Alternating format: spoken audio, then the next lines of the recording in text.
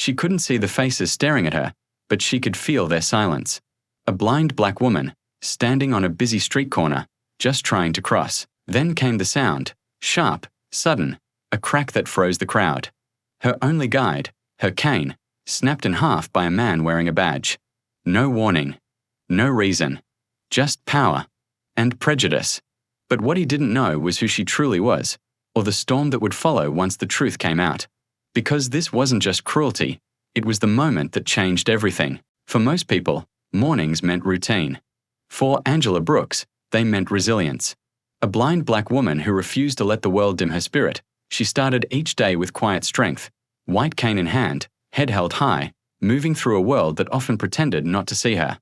She'd memorized every crack in the sidewalk, every corner store greeting, every bus stop whisper. She worked at a small community library downtown, helping children find stories that gave them hope. "The world's better when we understand it," she often said, smiling through the sound of shuffling pages. People admired her courage, but few understood the battles she fought in silence. That morning felt no different. The same crosswalk, the same hum of traffic. But something was off. The tone of a voice nearby, the tension in the air, it wasn't just the city waking up. It was something darker, something waiting. As she stepped off the curb, the rhythm of her cane guided her forward. But in the next moment, that steady sound, the one she trusted more than sight, was shattered. And in that instant, Angela's quiet world collided with someone's loud cruelty, setting off a chain of events that no one saw coming. The air felt heavier than usual that morning. Angela stood at the curb, cane tapping lightly against the pavement, listening for the change in the traffic light. But instead of the reassuring rhythm of engines and footsteps, she sensed something else, a pause. The kind that presses against your skin. A voice cut through the noise. "Hey, you can't stand there." Harsh, commanding. She turned her head slightly, trying to place it. The voice came closer, boots hitting concrete, fast and sharp. "I'm just waiting for the walk signal," she said softly, her hand tightening around the cane. But before she could take another breath, a hand grabbed her arm. Firm. Controlling. "I said move." The grip made her stumble, her balance faltering as she tried to steady herself. The cane, her connection to the world, clattered against the ground. Then came the crack. The sound split the air like lightning. Her cane, broken clean in two, gasps rippled through the bystanders. A few people pulled out their phones. Some whispered. Others just watched, frozen between outrage and fear. The officer stood tall, his badge gleaming in the sun, his expression cold. "You people think the rules don't apply to you," he muttered. "You people." The words cut deeper than the action. Angela's lips trembled, not from fear, but from something heavier. The kind of pain that comes from being unseen your whole life and then suddenly too visible for all the wrong reasons. I didn't do anything," she said, voice shaking but steady enough to carry. The officer leaned in close, his tone sharp enough to pierce the air. "Then maybe next time, follow orders." Silence followed, that awful, echoing silence of public humiliation. A crowd gathered, but no one stepped forward. No one dared to challenge the badge. Angela knelt slowly, feeling for the pieces of her broken cane. Her hand shook as her fingers brushed against the splintered wood. Each touch reminded her of how fragile safety could be. A young man's voice finally broke through. "Hey, man, she's blind. You can't do that." The officer turned, his glare slicing through the noise. "Mind your business." But the young man didn't back down. The crowd started to murmur louder now. Phones recording. Faces hardening. The moment was shifting. Angela held the two halves of her cane close to her chest, her breath trembling. She didn't know who the young man was, not yet. But soon, everyone would. Because the man stepping forward wasn't just a stranger. He was her son, and not just any son. The one whose name carried weight in the very department that uniform belonged to.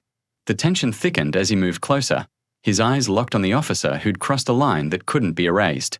He spoke calmly, but his voice carried authority that made the crowd fall silent. "Is this how you serve and protect?" And in that moment, the officer realized he hadn't just broken a cane. He'd shattered something far bigger. Something that was about to break him. The crowd had grown larger now, phones lifted high, voices rising like a storm.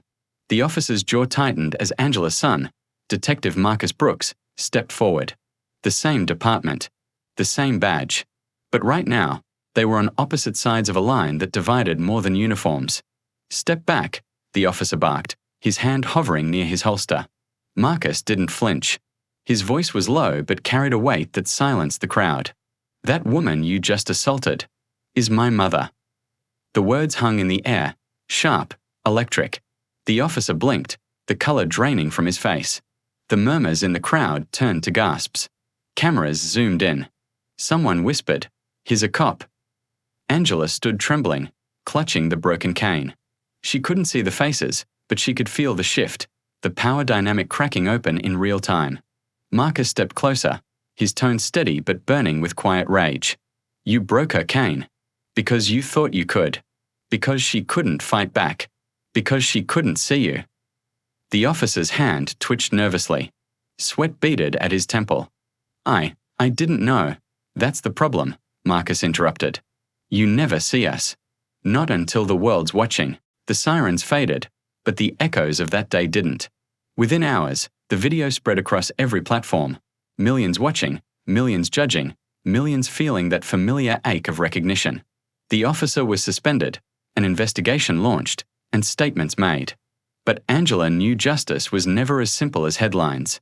She sat quietly on her porch the next morning, sunlight brushing against her face. A new cane rested beside her, a gift from her son, engraved with the words "Stand Tall." The world had seen her pain, but it had also seen her strength. And for once, that mattered. Reporters called her brave. Activists called her an inspiration. But Angela didn't want to be a symbol. She wanted a world where no one had to be, where no one's dignity depended on a viral video or a badge finally being held accountable. Marcus stood by her side, silent but proud. The man who'd once enforced the law now questioned the system he'd sworn to protect. "We can't change what happened," he said softly, "but we can make sure it means something. And maybe that's how change really begins, not with anger, but with awakening. One moment, one video, one person refusing to stay silent." Because what happened to Angela wasn't rare. It was just recorded. She didn't ask to become a lesson, but she became one anyway, a reminder of how fragile justice can be and how powerful truth becomes when the world finally looks. The story ends here, but the question remains, how many more canes must break before the world learns to see what's been broken all along?